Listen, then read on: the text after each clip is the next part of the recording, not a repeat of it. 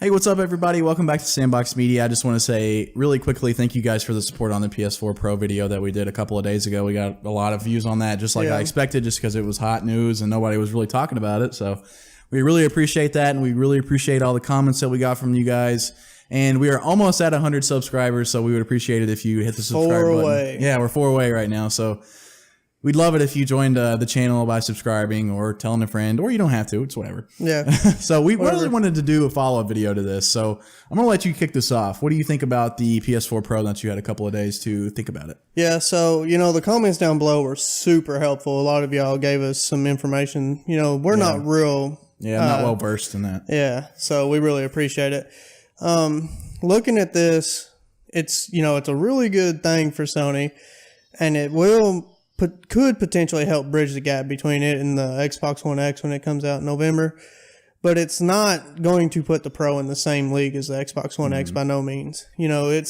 These developers are really, really going to have to optimize for this. Whereas like the Xbox One X, you're getting 6 true teraflops.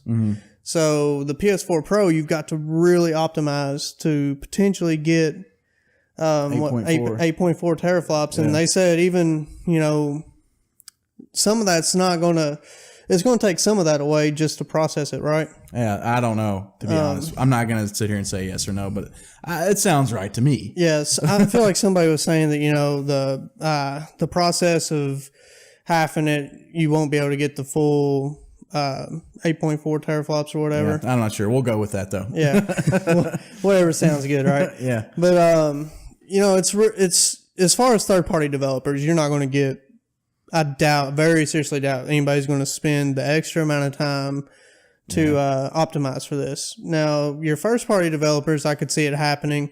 At least Sony, pushing for it to happen. They're not, obviously, I wouldn't imagine they would force them to do it because, it's just not good for anybody. It only hurts development when, that stuff kind of happens. But, with the PS4 Pro, the people that are the first party developers developing it for it now are probably developing the last game for this console, because the PS5 will be out 2019, 2020 at the latest. So, like The Last of Us 2 from Naughty Dog, that's going to be their last game on this console, I would imagine.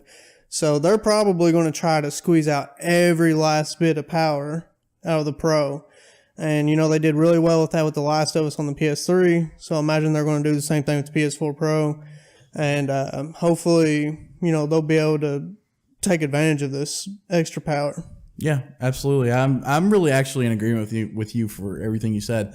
I think that it's going to be a really long stretch to see any sort of third party person upload, develop and optimize to the level that you can use that 16-bit. Or 16-bit. God dang it. I'm got like cheese in my mouth or something, dude. I can't speak. But to use that 16 RPM on the shaders, and I don't see what the point of that would be. I would just save that. If I was a developer, I would just save that for the next console, because we all, like you said, know it's coming. So yeah, I see no point for the third-party people to do it. And now with the first-party people, I don't think that Sony would make them do it. Right. But it's just like, hey guys, if you feel like it, we'd like for you to do that. Maybe we'll give you a bonus, or you know what I mean? Right. Yeah. Like they would have to incentivize it some way. So. But yeah, I really have nothing else to add. You summed it up pretty well. Yeah, I mean, it was a really, really genius move by Sony to put this in their console. I mean, it was a really good way to, future-proof the console in a way. Knowing that the Xbox One X, I'm sure that at the time they had an idea of what Microsoft was working on. At that point, I mean, Microsoft had said this is going to be the most powerful console in the world, so obviously. Right, but I would say that they had probably already had the Pro set, Yeah. But so I'm sure this was a way for them to future proof, not knowing exactly what the Xbox One X was going to be, but to potentially keep it within the same league, hopefully anyways. But as far as these games go, short term, you're not going to see any difference. Games that are already out, it's not going to help those at all.